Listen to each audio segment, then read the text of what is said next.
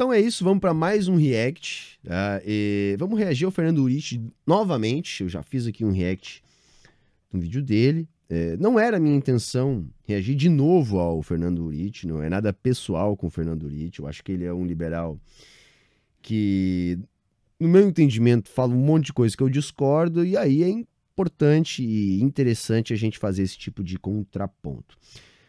Eu vou acabar fazendo novamente um react de uma fala do Fernando Urich lá no Cortes do Inteligência, porque, mais uma vez, ele toca num assunto que é caro para mim, um assunto que eu tenho alguma pesquisa já desenvolvida, fiz vários vídeos sobre o assunto já também, então tenho condições de colaborar um pouquinho para o debate.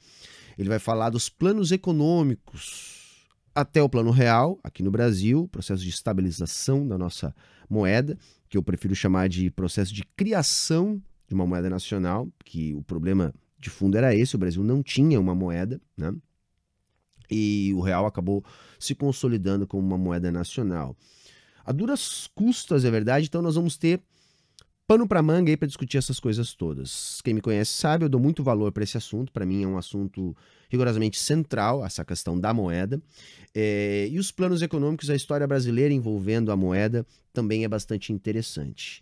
Então é por isso, não é nada pessoal com o Fernando Urich, mas eu recebi essa indicação aqui, desse corte, onde ele faz essa abordagem. Eu achei que seria interessante, então, contrapor as palavras dele, uma vez que é um assunto que eu conheço um pouquinho. Então,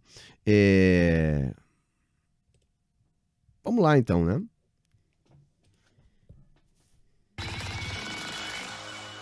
Quais foram as tentativas?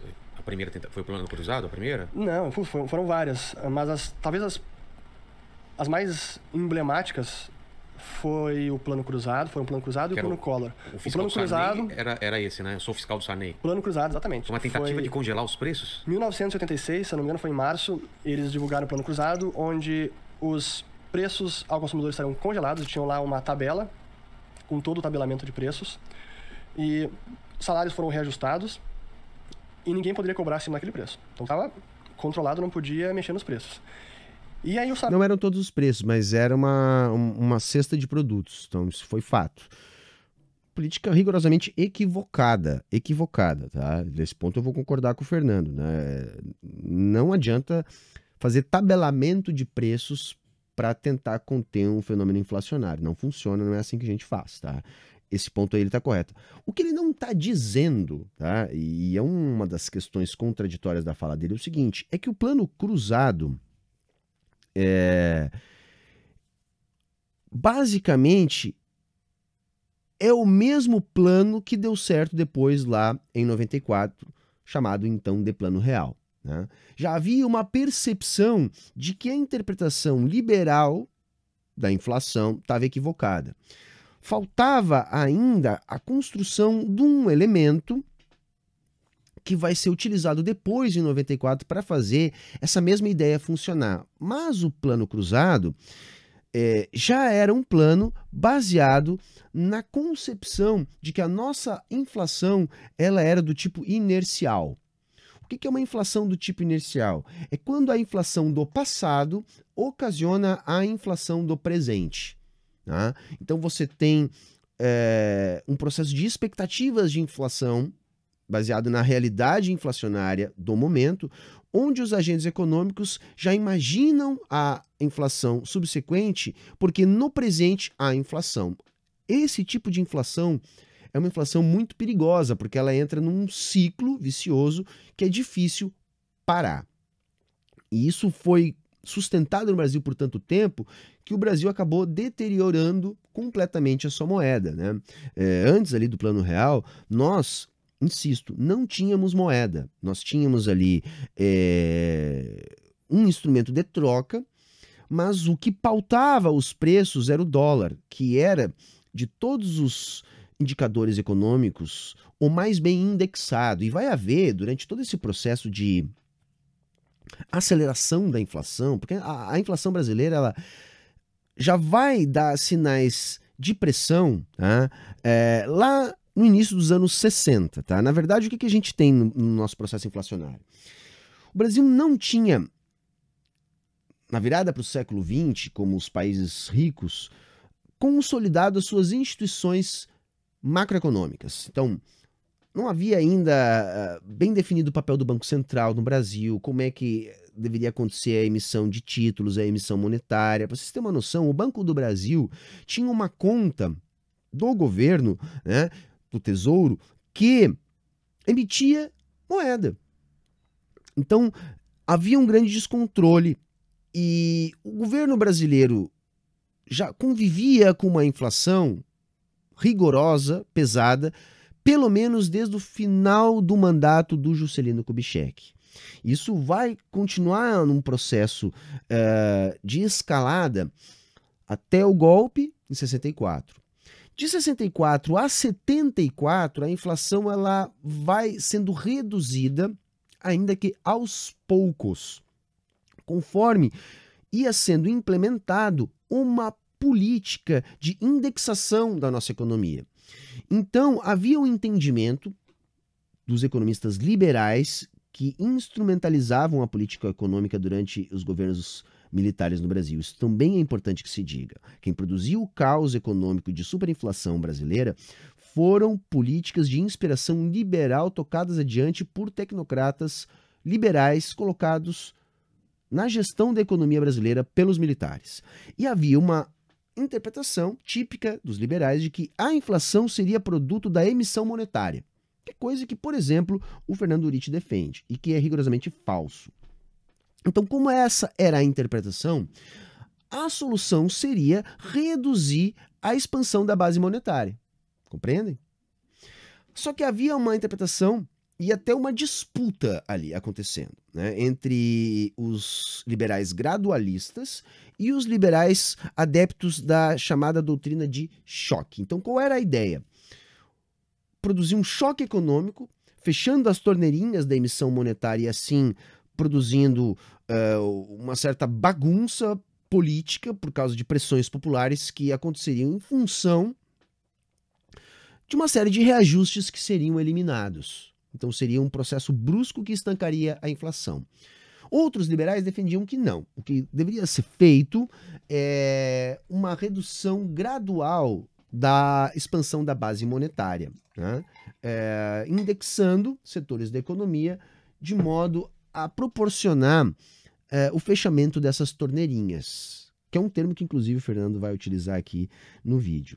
Essa segunda turma é a que ganhou. Então, foi aquela que decidiu, nós vamos reduzir o volume de expansão da base monetária, porém gradativamente. Então não vai haver um choque, mas vai haver sim esse processo. E isso começou a ser implementado gradativamente, começou a se indexar cada vez mais setores da economia brasileira. E isso vai funcionar até o choque do petróleo ali do início dos anos 70. Porque até lá era conseguido, devido a esse processo de indexação que a nossa economia atravessou, uma redução gradual da inflação ano a ano. Então a inflação ainda era alta, né? Um pouco alta, não era exorbitante, como vai ser lá no início dos anos 90, mas era alta, mas vinha sendo controlada, vinha caindo. Quando acontece o choque do petróleo, vai haver uma desorganização nesse processo de indexação que vinha controlando a nossa inflação. De modo que o inverso começa a acontecer. A mesma inflação que ajudou a derrubar gradativamente, ou melhor, desculpe, a mesma indexação que ajudou a derrubar gradativamente a nossa inflação de 64 até o início dos anos 70, agora essa mesma indexação impedia que os efeitos do choque do petróleo fossem potencializados, ou seja, a inflação começou a escalar daí em diante. E ela só vai seguir este caminho, cada vez escalando mais rapidamente até o final do governo militar, né? Ao ponto de destruir a nossa moeda. Então, vai haver alguma modernização, no sentido da construção de uma institucionalidade macroeconômica no Brasil e uma melhor separação das funções durante o período do governo militar. Porém, essa interpretação equivocada de que a inflação seria produto da expansão da base monetária fez com que o problema da inflação não fosse resolvido. E foi criado um outro problema, que foi uma pesada indexação da nossa economia. E essa pesada indexação da nossa economia vai ser também responsável pelo forte processo de inflação inercial que nós vamos ter ali no final dos anos 80. Porque como a economia era muito indexada, sempre que um preço subia, todos os outros preços acompanhavam, fazendo com que a inflação do passado pressionasse a inflação do presente e projetasse inflação para o futuro. A questão é que durante muito tempo os liberais da época ficaram batendo cabeça insistindo que a causa da inflação seria a emissão monetária. Mas a emissão monetária não era a causa da inflação, ela era a consequência. Uma vez que os preços subiam, a única alternativa do governo era emitir para evitar a paralisia da economia. Paralisia, inclusive, que o governo flertou muitas vezes, cada vez que agiu mais radicalmente no sentido de parar de emitir moeda. Porque vejam, gente, não adianta parar de emitir moeda. Tem que se estancar o processo inflacionário, porque aí a emissão monetária vai diminuir. A emissão monetária, ela é consequência da inflação, não a causa. Quando o governo não consegue estabilizar os preços, e como ele gasta, independente da arrecadação, para evitar a paralisia dos serviços públicos, a paralisia do país, a emissão é apenas consequência. Né? Vamos seguindo. Sarney foi em rede nacional de televisão também, tem os discursos da época, e ele convocou a população para fazer valer o tabelamento. Isso, então vejam, mas o que ele está falando, só porque ele vai falando eu vou me lembrando, mas é bom porque dá bastante pano para manga, eu acho que vai ficar bacaninho o nosso papo de hoje. A questão do tabelamento não era central no Plano Cruzado. Não era central, ela era um aditivo, ela era um auxílio. Os economistas por trás do Plano Cruzado tinham essa concepção, né, de que não adiantaria fazer um congelamento. Agora, foi uma opção de também tentar isso, né, pelo menos para atravessar o momento mais difícil que seria o início. Porque tinha um outro problema grave. Além do componente inercial do nosso processo inflacionário, havia ainda a falta crônica de moeda estrangeira que o Brasil vivia, fazendo com que, sem reservas internacionais, o Brasil não tivesse poder de fogo para conter a alta da moeda estrangeira, que era o principal indexador. Veja, nós tínhamos muitos indexadores. E havia diferentes graus de fidedignidade dessas indexações. Alguns componentes macroeconômicos eram mais bem indexados que os outros. Por exemplo, a indexação sobre os salários, ela era muito frouxa, porque houve durante todo o período de ditadura militar no Brasil uma política conhecida como o arroxo salarial. Como a ideia era gradativamente reduzir o volume de expansão da base monetária, se fez isso optando cortar o salário dos mais pobres. Então, tudo era reajustado na economia altamente indexada. Agora, os salários dos trabalhadores eram subindexados nessa política que ficou conhecida como arroxo salarial. Para quê? Para que os salários dos trabalhadores atuassem como uma âncora monetária, segurando a expansão da base monetária. Vejam a crueldade disso. O produto dessa política deliberada dos militares foi o agravamento da desigualdade social no Brasil. O saldo dos governos militares no Brasil foi uma brutal desigualdade social. Brutal desigualdade social. Produzida por essa política macroeconômica. Vejam, isso foi uma ação deliberada, eles escolheram fazer isso. Tá?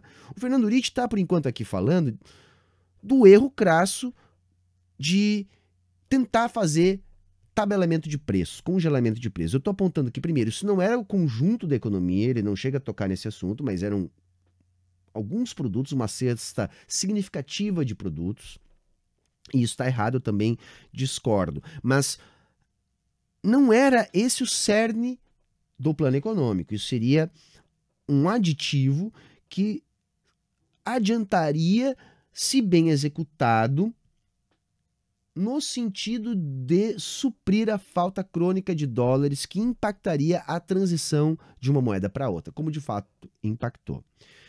Eu continuo discordando que isso pudesse ser significativo, porque vai haver a fuga dos produtos da prateleira, vão ser escondidos para poder ser vendidos com um preço maior, fora daquilo que era visto, vai haver desabastecimento, não costuma funcionar política de tabelamento de preço. Você consegue tabelar alguns preços que são administrados naturalmente por monopólios do governo ou monopólios naturais. Aí você consegue impor durante algum tempo alguns tabelamentos. Agora, no varejo, vamos dizer assim, não dá para fazer porque não funciona. A população se sentiu no direito e na obrigação de realmente supervisionar o supermercado e dava voz de prisão para o cara que cobrasse a mais. Besteira, é pouca gente que comprou essa maluquice aí, saca? Era bem menos gente fazendo isso do que bolsonarista querendo aparecer por aí, que nem a gente viu nos últimos tempos. Mas teve sim alguns malucos que compraram essa ideia de dar voz de prisão, de ser fiscal do Sarney. Você ganhava um bottom, você ia na agência dos Correios e preenchia lá um cadastro, uma coisa assim, e podia retirar um bottom lá, fiscal do Sarney e tal, para ir dar carteirada nos estabelecimentos. Era até meio engraçado. E essas são as consequências muito nefastas da inflação, porque é o legado cultural que deixa, onde joga empresário contra cliente, contra trabalhador, consumidor contra produtor. O que joga o empresário contra o trabalhador é o capitalismo mesmo, Fernando, tá? É isso aí, chama luta de classes. Isso existe desde que existe capitalismo. E é o que a gente via nessa época. E o plano cruzado tentou controlar preço, que é algo que não tem como funcionar. Você define o preço, beleza, mas o problema é que o produto some das prateleiras. Claro, o cara não quer vender. Não tem por que vender, porque vai ter prejuízo. Então ele é desincentivado a produzir. Some a produção, ou diminui bastante a oferta do produto. Por outro lado, o trabalhador que acabou de ter o salário reajustado e que sabe que o preço não vai subir, ele tem incentivo para demandar mais. Então aumenta a procura. Isso aí é falso. A primeira parte faz sentido, né? Porque se o custo de produção é maior do que o valor do que tu pode vender, tu não consegue produzir. Agora, não havia esse empoderamento do poder de compra do trabalhador na época. Ao contrário. O país estava vivendo uma política de arroz salarial que eu acabei de explicar para vocês. Né? Esse é o problema do liberal, a realidade. Procura. Diminui a oferta, aumenta a procura, some das prateleiras. E a gente via casos bizarros. Eu lembro que tem capa da Veja, vale pesquisar lá no acervo, onde em 86 sumiu a carne do supermercado. Não se encontrava carne. E vários produtos foram sumindo. Esse foi um dos mais simbólicos, sumiu a carne. Aí começa o chamado ciclo do intervencionismo. Plano cruzado, controlou o preço, não funcionou. Sumiu a carne, agora a gente vai então tentar obrigar o abatedor lá a fornecer a carne pro mercado. Não conseguimos. Ah, por quê? Porque o cara no campo não quer abater o boi, não quer fornecer o boi. Ah, então vamos lá buscar os bois. Notem, o problema da inflação é o intervencionismo. Sabe? Ele não toca em nenhum momento em algo amplamente discutido na economia, na academia de economia, que é o fato do nosso processo ser um clássico processo inercial, né? Que virou um caso estudado no mundo inteiro, que está nos manuais de economia, o caso da economia brasileira e da nossa inflação inercial. Isso não aparece na discussão que o Fernando está fazendo, saca? É por isso que eu estou dizendo, é muito pobre, porque isso é básico, né? Entender que a nossa inflação tinha um forte componente inercial, é básico. Outra questão que ele não toca também é a crise estrutural da falta de moeda estrangeira. Né? Ele até vai, essa aí ele até vai chegar perto, ele vai colocar aqui algumas coisas, e quando ele colocar, eu aproveito para explicar um pouquinho melhor o que de fato aconteceu. Aprender bois no campo. Não lembrava disso. Cara, e aí tem operação, sim, com helicóptero sobrevoando pastagem no Brasil para prender, resgatar bois. Que doideira! Então, é uma loucura sem fim. É claro, não tinha como funcionar. Caiu o plano cruzado, voltou a inflação muito elevada, voltou alguma normalidade de estabilização de oferta, fornecimento, mas não conseguiram controlar a inflação porque aquelas torneiras que eu comentei não tinham sido fechadas. Não adianta então, nada. Tentaram colocar... E as torneiras são torneiras que emitem moeda. É isso. É um termo muito utilizado pelos liberais para falar na emissão, né, na expansão da base monetária. Um band-aid apenas, mas a torneira seguia jorrando. Foi no efeito e não na causa, né? Exatamente, no efeito e não na causa. E por que com o FHC e com o Itamar? Pois então, certo? O plano Collor veio antes, né? O plano Collor é uma das maiores atrocidades financeiras e econômicas que foram feitas já. Exatamente. E uma das maiores atrocidades financeiras já realizadas no planeta, na história do capitalismo, baseada estritamente no dogma liberal de que a inflação é produto da expansão da base monetária. Isso tem que ficar claro. O plano Collor foi uma estupidez completa, absurda, produziu um caos econômico, mas o que está por trás do plano Collor, é isso que nós temos que repetir, é essa concepção de que a inflação era causada por emissão monetária. Porque o que foi o plano Collor? Foi baseado nesse princípio realizar aquele choque que eu falei, que já estava em pauta aqui no Brasil desde o início do governo da ditadura civil-militar. Só que lá na época ganhou a turma dos gradualistas. Não dá para dar esse choque, porque isso vai desarranjar a economia a ponto de gerar uma crise política. Pois bem, o Collor resolveu dar esse choque. Isso foi o plano Collor, foi dar esse choque. E o que aconteceu? A tal crise política. Veja que os militares pareciam mais inteligentes, pelo menos nessa avaliação. Houve a crise política e a crise política derrubou o Collor. Não haveria impeachment do Collor só com base na Elba, né? No Fiat Elba, né? O que derrubou o Collor foram o conjunto de provas mais as manifestações populares contra ele, que não aconteceriam sem o caos econômico produzido pelo plano Collor. Mas tem que ficar claro isso, galerinha, para nós começar a conversar. O plano Collor tinha como princípio essa besteira de que a inflação é produto da expansão da base monetária. E eles decidiram cancelar a expansão da base monetária, cancelando a nossa moeda. A ideia era muito simples. Se nós pegar a moeda que tem em circulação no Brasil e tirar a metade, né, ou tirar 1/3 de circulação, a gente acaba com a inflação. Por quê? Porque a inflação é o excesso de moeda.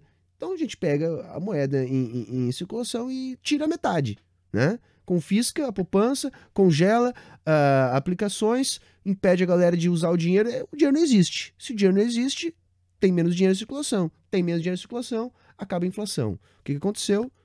Tiraram o dinheiro de circulação, a inflação não acabou, veio uma crise estrutural, paralisia na economia, o governo percebeu que não dava para paralisar setores vitais da economia e teve que ir desbloqueando alguns setores que vão ser chamados de, mais uma vez, torneirinhas que estavam sendo abertas e, evidentemente, o processo inflacionário não foi interrompido. E um detalhe, cada vez que eles tentavam um plano de instrumentalização liberal, exclusivamente liberal, para resolver o problema da nossa inflação e fracassavam, a inflação não apenas voltava, ela voltava maior. Maior. Por isso que a gente chegou a ter nota no Brasil de, sei lá, 500 mil. Cédula de 500 mil, 200 mil, 100 mil, essas coisas aconteceram. Por quê? Por causa que cada vez que fracassava um plano econômico, nós chegamos a ter 5 planos econômicos no intervalo de um pouco mais de 3 anos, né? Cada vez que fracassava um plano econômico, a inflação não apenas voltava, como acelerava, tá bom? Aquilo lá... Foi realmente uma doideira, foi um verdadeiro crime. Mas é irônico... A Rússia tá fazendo uma coisa parecida agora, né? Você não pode pouco, sacar, né? Fez um pouco. Mas o irônico do plano Collor é que ele tinha alguma coisa de... Conceitualmente ele estava Nada a ver com o que está acontecendo na Rússia, tá? correto. Ah, é? Olha o que ele falou. O plano Collor tinha alguma coisa de conceitualmente correto. Quer dizer, o mais fracassado de todos os planos, o pior de todos, é o que ele disse que tinha essencialmente alguma coisa de correta. Pelo seguinte, se o problema da inflação ou do dinheiro que perde valor é a quantidade que está aumentando, você tem que parar de aumentar a quantidade de dinheiro. Entendeu? Então, se isso é o princípio, mas como não é, não tem como dar certo. Porque não é esse o princípio. E por isso que deu tão errado. Fecha as torneiras. Mas o que o plano Collor fez? Em vez de fechar as torneiras, ele bloqueou o dinheiro das pessoas. Então as pessoas estavam recebendo dinheiro, mas não podiam mais usar o dinheiro. Esse foi o congelamento das poupanças, né? Que foi anunciado da noite pro dia. Estúpida. Zélia, então, uma grosseria. Sim, uma ideia estúpida baseada numa concepção liberal estúpida. Bizonha, onde as pessoas não podiam mais sacar o dinheiro da poupança. Então, realmente, controlou a oferta monetária? Sim, ninguém mais pode usar o dinheiro. Continuou o processo inflacionário, porque o processo inflacionário não vinha disso. Mas isso vai resolver aquelas torneiras? Não fechou as torneiras. Mas ele confiscou também. Como não? Você diminuiu a base monetária bruscamente. Então não é questão de torneira, porque não é esse aí o problema. As torneiras, elas vão ser abertas porque você não pode, por exemplo, fazer os hospitais fecharem. Você não pode, por exemplo, fazer as refinarias de petróleo pararem de produzir. Você não pode, por exemplo, fazer Itaipu parar as suas turbinas. Se você fizer isso, você produzirá o caos. Entende? É essa a vibe. esse dinheiro? Sim, confiscou. Mas ele deixou... A Zélia dizia que não era um confisco. Porque, na verdade, o dinheiro ficava bloqueado, ia ser corrigido, e no ano seguinte você teria o dinheiro de fora. Esse é o papo. Só que não foi isso que aconteceu. A galera teve que entrar na justiça, muita gente não recebeu, houveram perdas, enfim. Foi um processo bem doloroso, realmente, né? Para muitas famílias, representou a destruição de economias de uma vida toda.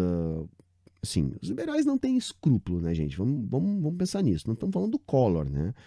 Mesmo que a semana passada estava gritando lá Bolsonaro, Bolsonaro, Bolsonaro, enquanto que o Bolsonaro perdoava lá dívidas milionárias das empresas dele. De volta. Mas, sim, foi um confisco, realmente uma medida totalmente arbitrária, autoritária, que não tinha como resolver a inflação. Mas, conceitualmente, tinha alguma coisa de correta no sentido de... o que ela causou? Não tinha conceitualmente nenhuma coisa de correta, entendeu? Veja, o liberal está olhando para um exemplo da realidade de completo fracasso da sua ideologia e está dizendo, olha, deu tudo errado, enfim, foi uma porcaria, deu tudo errado, mas o princípio estava certo.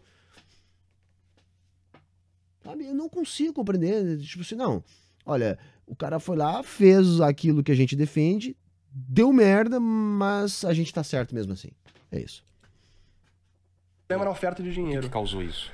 Olha, causou uma... Além de suicídios, né? Exatamente, suicídios, uma convulsão social no país e não conseguiu controlar. No primeiro mês deu até uma queda de preço, claro, não podia usar dinheiro, não podia comprar, deu quebradeira de empresa, os piores efeitos possíveis.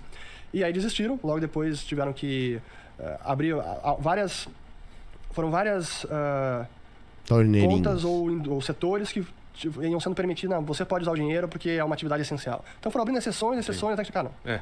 Aí abre tudo, pronto. Tudo. E foi o que aconteceu. É isso. E esse discurso aí é que os liberais da época diziam que o problema do plano Collor foi a abertura de exceções. Veja a maluquice dos caras. Veja a maluquice dos caras. Não, vamos parar de produzir mesmo, deixa paralisar. E não é uma discussão sequer nova, porque se nós voltar lá para a discussão do Hayek com o Keynes, já era isso. Quando o capitalismo quebrou violentamente em 29, a solução dos mais liberais, tipo Hayek, era deixar como estavam as coisas, que o capitalismo iria se depurar. Então a solução era não fazer nada. Não temos que fazer nada, deixa parar, deixa quebrar, vamos depurar. E aí o Keynes veio e disse, olha, se nós não fizer nada, até a economia se reajustar, nós vamos estar tudo morto. Porque nós não vamos ter o que comer, nós não vamos ter energia para se aquecer, nós vamos morrer de frio. Mas é esse o papo dos liberais. E é uma desfaçatez, né? Aconteceu. E aí quando veio 94, com o Plano Real, aí sim, finalmente, eles conseguiram, como eu disse, identificar bem essas torneiras que estavam jorrando dinheiro na economia e controlar para ter um mínimo de estabilidade do dinheiro. Olha só a explicação dele do Plano Real. Identificaram as torneiras que estavam jorrando dinheiro na economia e fecharam. E aí deu. Não, o Plano Real foi uma reedição, gente, do Plano Cruzado. Então, se retomou aquela interpretação de que nós tínhamos um processo inercial na nossa economia. Mas foi melhorado o plano em que sentido? Primeiro, cada vez que substituía-se a moeda no Brasil, no sentido de conter o processo inflacionário, num primeiro momento surtia um efeito. Nos 5 planos econômicos que nós tivemos, tá? Quando veio o Cruzado, depois veio o Cruzado Novo, depois veio o Cruzeiro, depois veio o Cruzeiro Novo, e depois veio o Cruzeiro Real, e depois o Real. Olha quantas moedas nós tivemos. Se a minha memória não está me pregando nenhuma peça, foi isso, tá?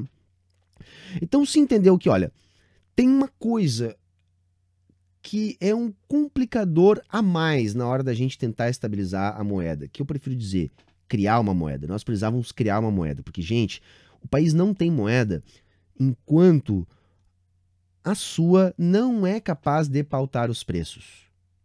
Enquanto a trabalhadora e o trabalhador não conseguirem calcular o seu poder de compra com base na moeda que recebem, ou seja, que eles consigam aferir o preço das coisas, imaginar o preço das coisas, calcular preços relativos usando, por exemplo, o real, como é hoje, a gente não tem moeda. Na época não dava para fazer isso, porque os preços subiam tanto que a única coisa que se tinha mais ou menos a noção era o quanto que o dólar estava subindo. Então, o que de fato pautava era o dólar. Então, nós não tínhamos uma moeda, nós tínhamos apenas um instrumento de troca. Então, toda vez que se tentava criar uma moeda, se confiscava todo o dinheiro que tinha em circulação, dizia, olha, você tem até tal dia para ir no banco trocar o seu dinheiro. O dinheiro que estava nas contas era automaticamente trocado e o dinheiro que estava circulando tinha que ser levado até os bancos para ser trocado por cédulas novas. Então se cortavam os zeros da moeda, né?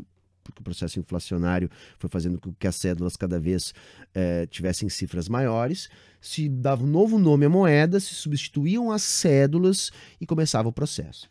Inicialmente havia uma redução da inflação, mas rapidamente a inflação voltava. Havia esse processo inercial já sido constatado. E vejam, o que os economistas mais espertos que esses liberais de botequim entenderam?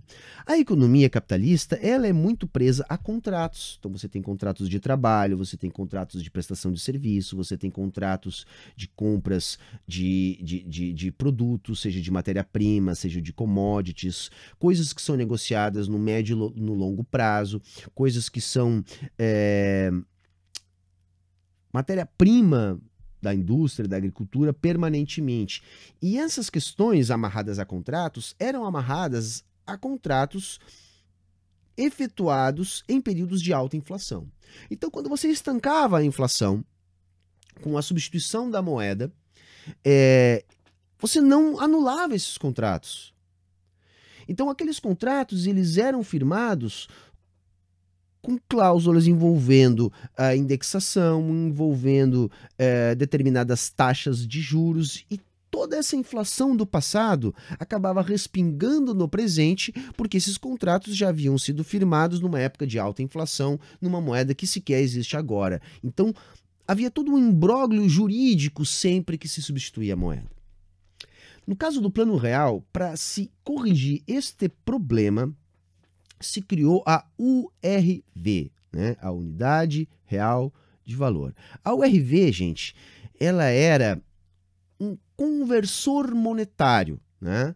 Era um agente indexador para colaborar na pauta dos preços.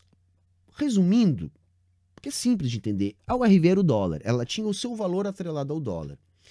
E ela foi implementada no período de preparação para o Plano Real. Né? Os contratos, portanto, começaram a ser estabelecidos, né? A dinâmica da economia de indexação começou a ser estabelecida não mais na moeda corrente, altamente inflacionada, e sim na URV.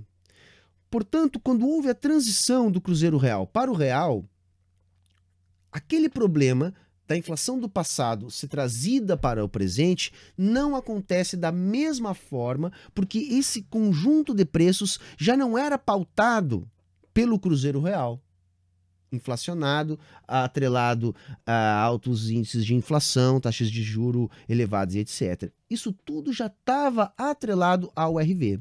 E o que aconteceu na implementação do Plano Real? A URV se transformou em real. O valor da URV passou a ser o valor do real no momento da implementação. De modo que, então, esse conjunto de contratos, de adequação da economia a essa nova moeda, a esse novo pautador dos preços, já estava preparado. Então, vejam, o princípio do Plano Real é o mesmo do Plano Cruzado, mas foi inserido este elemento para corrigir um dos problemas que foi identificado na transição e que fizeram com que o Plano Cruzado não tivesse dado certo. Para além disso, teve um outro componente. Sempre que nós fazíamos a transição de uma moeda para outra, o problema da falta crônica de dólares aparecia. Então nós tínhamos uma crise na nossa balança de pagamentos, fazendo com que o Brasil sempre precisasse recorrer ao FMI, né, a bancos estrangeiros, para financiar seus gastos em dólar. como o Brasil precisava desse recurso para financiar seus gastos em dólar, o preço da moeda estadunidense era permanentemente pressionado para o alto. E até hoje, gente, a gente sabe que o dólar é um dos principais indexadores da nossa economia. Se o dólar sempre sobe, é muito difícil de conter o processo inflacionário. Bom, como é que o Brasil poderia conter essa alta do dólar? Somente dispondo de mais dólares. Não havia outra forma de fazer isso.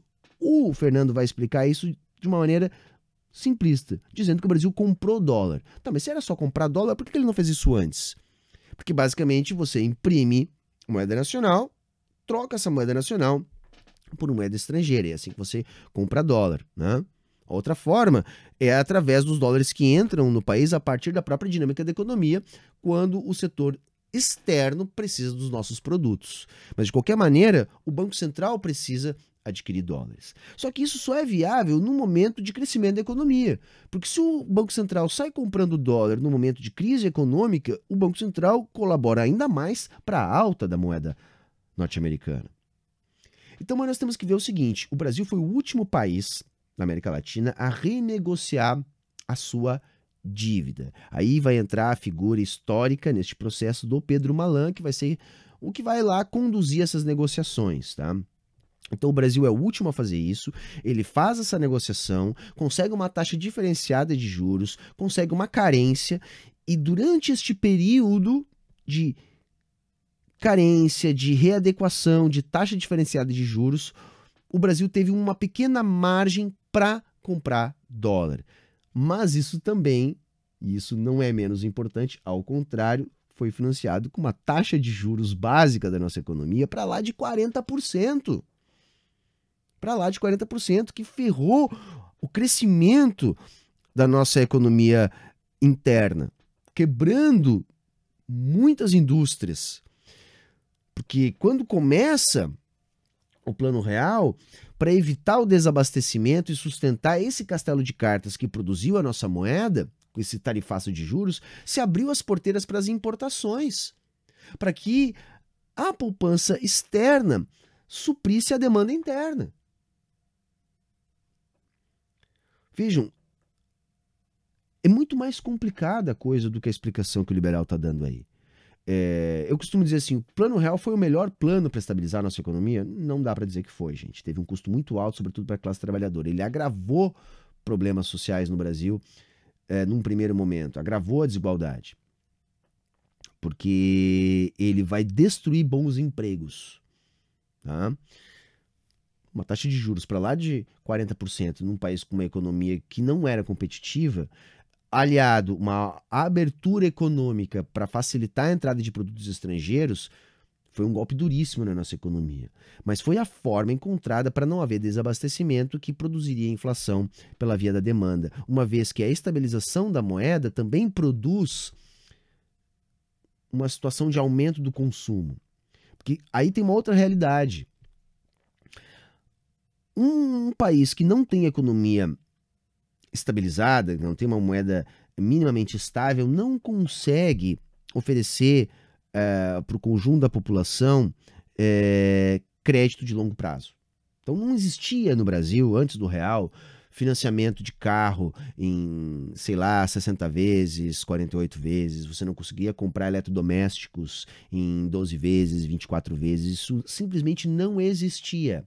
Porque com a inflação muito alta, só havia parcelamento quando neste havia a possibilidade da inclusão de uma taxa de juros onde a parcela fosse variável, pudesse estar indexada à inflação.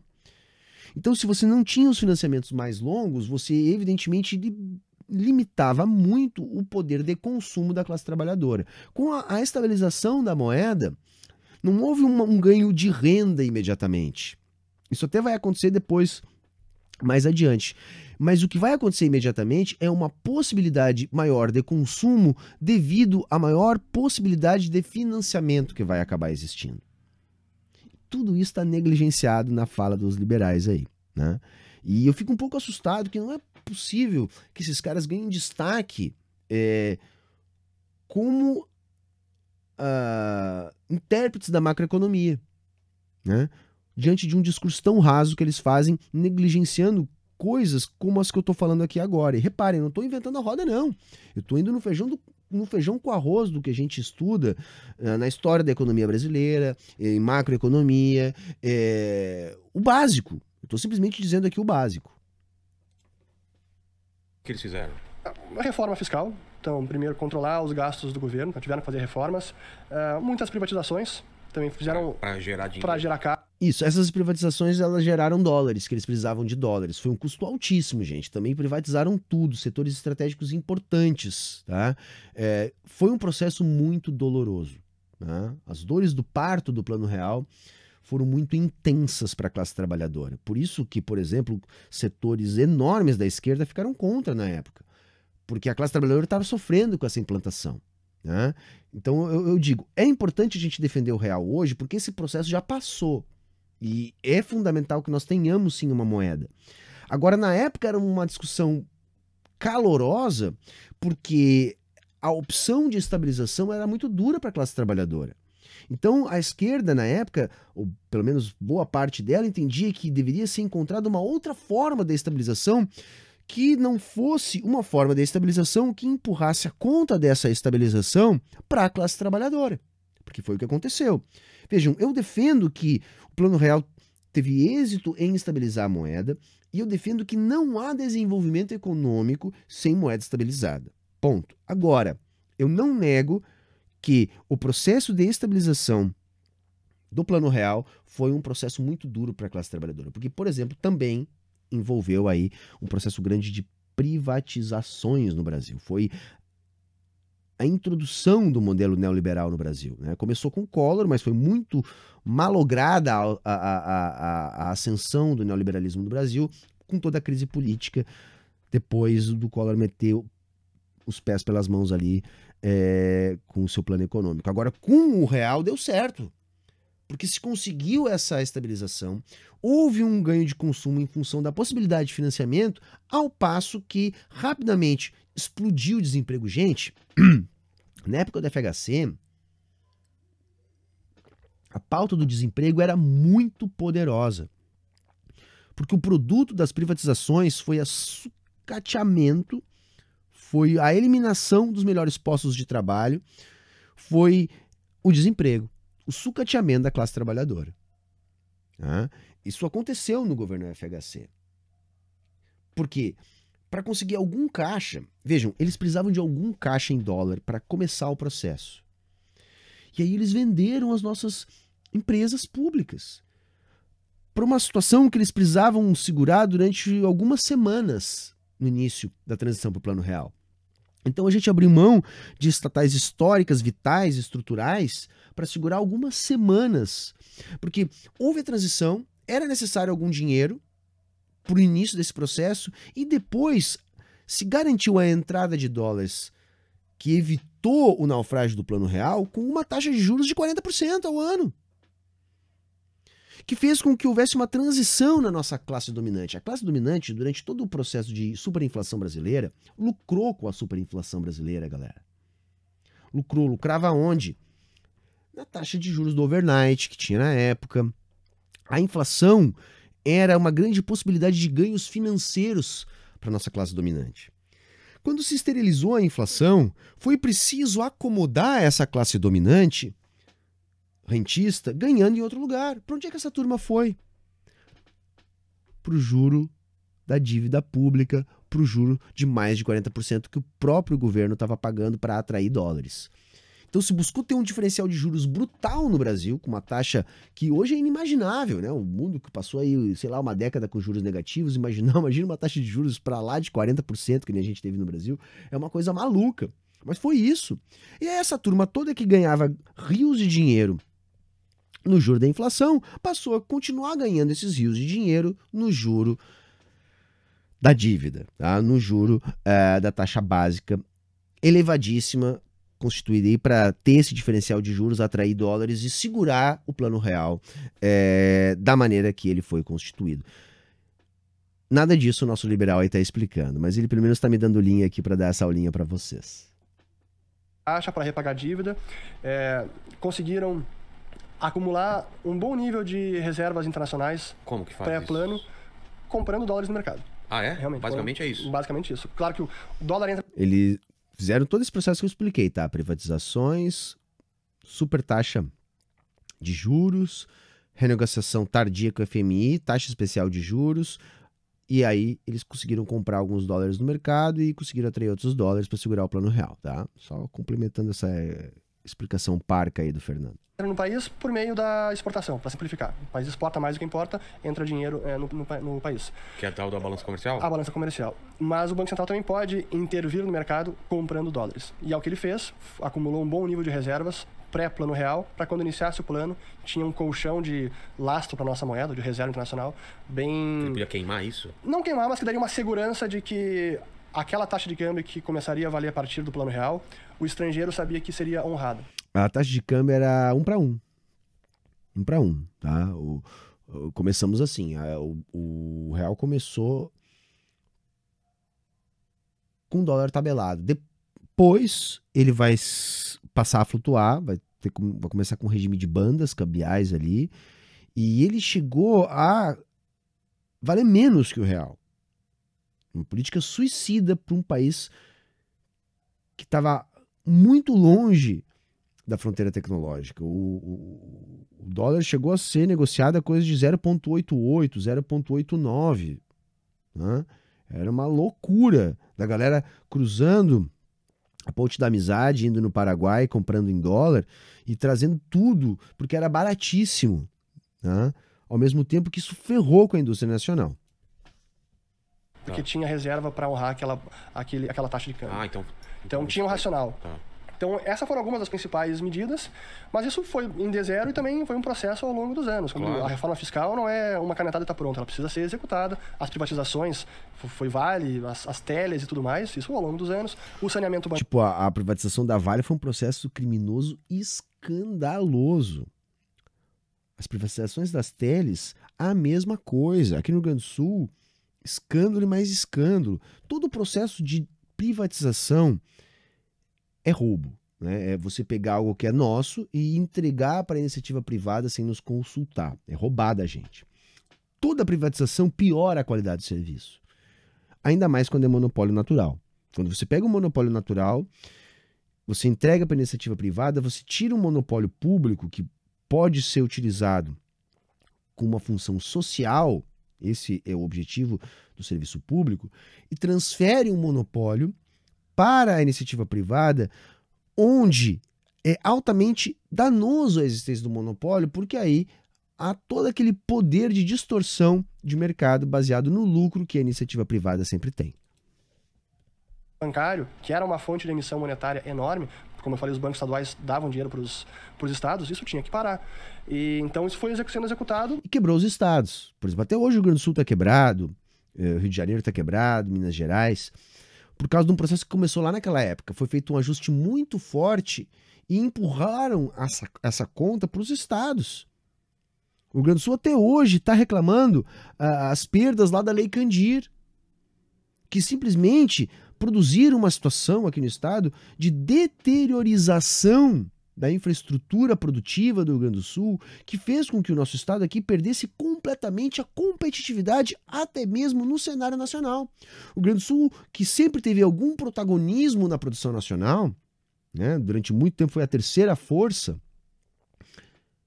hoje é um player insignificante ou de, no mínimo, segunda grandeza.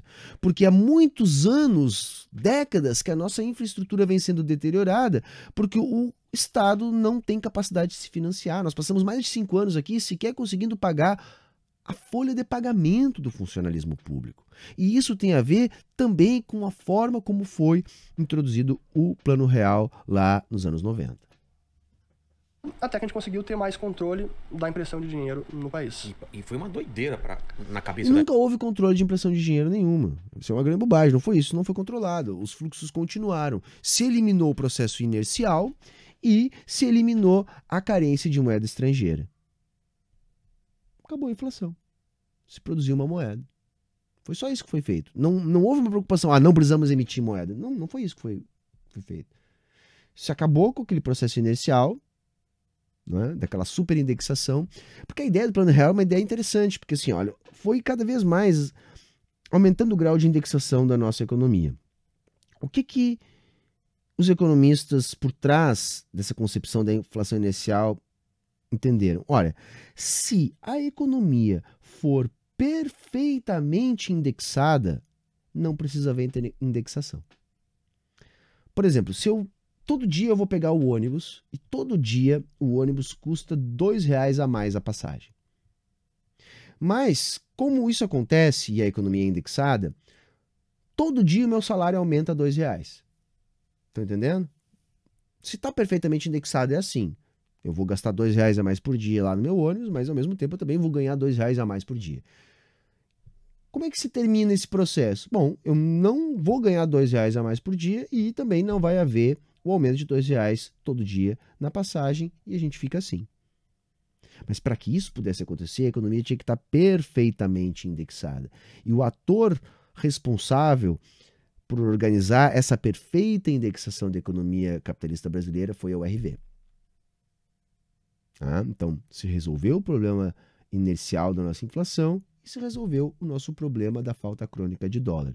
Se mitigou o problema que poderia aparecer de desabastecimento com a quebra da nossa indústria produzida pelo tarifaço de juros com a abertura da economia aos importados, para que uma inflação de demanda não acontecesse em função do aumento do consumo proporcionado pelo aumento da possibilidade de crédito parcelado. Não tem nada a ver com fim da emissão monetária. É muito fácil desmontar os liberais porque, enfim, o problema deles é só um: a realidade. A gente fala, cara, é o mesmo preço hoje, amanhã e mês que vem. Era uma coisa que não estava acostumado com isso, né? Realmente foi uma loucura o que a gente viveu nos anos anteriores. E se não tivesse acontecido aquilo, o Brasil tinha quebrado. Dá para quebrar um país desse tamanho? O país ele vai quebrando. Assim, o Brasil estava quebrado. Assim, teve até... É preciso definir o quebrar. Como é que um país quebra? Sim, a gente pode definir o país quebra dando calote na dívida externa. É isso. O país só quebra assim, quando falta moeda estrangeira. Tá? E não é por causa dele não conseguir pagar a dívida externa em abstrato, como se tivesse lá credores que ele não vai pagar. Não. Quando acaba a moeda estrangeira, o país não consegue mais ter acesso àquilo que ele não é capaz de produzir. E isso desarranja completamente a economia do país. Né? Porque nenhum país é autossuficiente. Ele precisa recorrer ao estrangeiro para ter acesso àquilo que ele não é capaz de produzir. Se ele não tem moeda estrangeira para ter esse acesso, ele está quebrado. É assim que o país quebra. De outra maneira, ele não está quebrado. Ele pode estar com a sua economia desorganizada. Pode estar por um processo inflacionário. Mas não é falta de dinheiro o problema. Eu entendo que dizer que um país está quebrado é dizer que o país não tem dinheiro. Tá? Quando é que o país não tem dinheiro? Quando ele não tem moeda estrangeira. Porque moeda local, jamais o país fica sem, porque ele emite. Então o problema não é a ausência de moeda local. Jamais pode ser este o problema. Isso não é um problema para a economia capitalista. O problema é sempre a ausência de moeda estrangeira. Como aconteceu isso? Sim, aconteceu em 86. Então o Brasil devia para o mundo e falou, olha, eu não consigo pagar. Devo não, né? É isso, o câmbio vai para o espaço. Só que na prática começa a haver uma paralisia, uma dificuldade do Banco Central em obter dólares para as questões mais vitais. E o reflexo dessa dificuldade é que o preço do dólar vai para o espaço. É isso, tá? Pagarei quando puder. A Argentina já fez isso algumas vezes. Então, será que isso é a definição do... O problema da Argentina é esse, gente. A Argentina não consegue criar uma moeda. E isso ainda é reflexo de uma política baseada numa concepção liberal. A Argentina ainda paga o preço dos anos de economia dolarizada. E, pasmem, esses malucos querem isso pro Brasil. Tem um projeto em trâmite no Congresso de permissão para que nós tenhamos no Brasil contas em dólar. Se isso acontecer, de pessoas físicas poderem ter contas em dólar no Brasil, já era para o real. E aí sim nós vamos virar a Argentina, no sentido de construir no Brasil o problema que foi construído na Argentina. A Argentina não consegue criar no seu sistema bancário uma confiança em títulos públicos indexados na moeda argentina. Eles ainda convivem com dívida em dólar. E é por causa disso que eles não conseguem estabilizar a sua moeda. Hã? O país quebrar, eu diria que é uma das definições. A outra, acho que é o próprio cenário econômico que a gente vivia, que era de inflação assim, crônica, que não conseguia ser resolvida, que era uma economia desarranjada. Isso é o país ter quebrado ou não? Eu diria que sim, realmente está quebrado o país. E aí, a partir de 94, a gente conseguiu se reerguer e ter um mínimo de solidez, de estabilidade de moeda, de preços e conseguir ter mais previsibilidade, crescer a economia, distribuição de renda e tudo mais. Né? Cara, que fantástico. Mas foi um período muito louco. Vou lembrar essas coisas. E é bom a gente falar essas coisas, país quebrado ou não, porque assim, esse cara, eu sou capaz de apostar que ele era um daqueles que dizia que o Brasil estava quebrado pelo PT. Se essa avaliação que eu mostrei aqui de que o país só quebra em moeda estrangeira é verdade, isso é uma mentira. O Brasil era credor em dólar, e ainda é, por causa das reservas internacionais acumuladas no período do PT. Como é que tu vai dizer que um país está quebrado com 450 bilhões de dólares em reservas? Havia, gente, sério mesmo, uma discussão entre os economistas se nós não tínhamos reservas excessivas no Brasil. Se não era demais carregar o custo, né, de manutenção de um volume tão alto de reservas. Havia essa discussão. E ao mesmo tempo, pasmem, eles estavam discutindo se o Brasil estava quebrado ou não. O que é rigorosamente um absurdo. Coisa agora, nossa. Mas é isso, acho que valeu, eu gosto bastante desse assunto, acho que vocês perceberam aí, eu já pesquisei muito sobre isso, já tem série no canal, né, sobre a história do Plano Real, aliás, super recomendo, é um dos meus melhores trabalhos, é só ir lá nas minhas playlists, né? Trabalho que eu gosto muito, também tem série aqui sobre economia monetária, trabalho que eu desenvolvo já há bastante tempo, super recomendo, só ir lá nas playlists, procurar História do Plano Real, procurar a minha playlist sobre macroeconomia, que tudo isso que a gente discutiu hoje aqui vai estar também discutido lá com referências na descrição ou no comentário fixado. Beleza, gente? Então vamos ficando por aqui. Espero que vocês tenham gostado e até a próxima.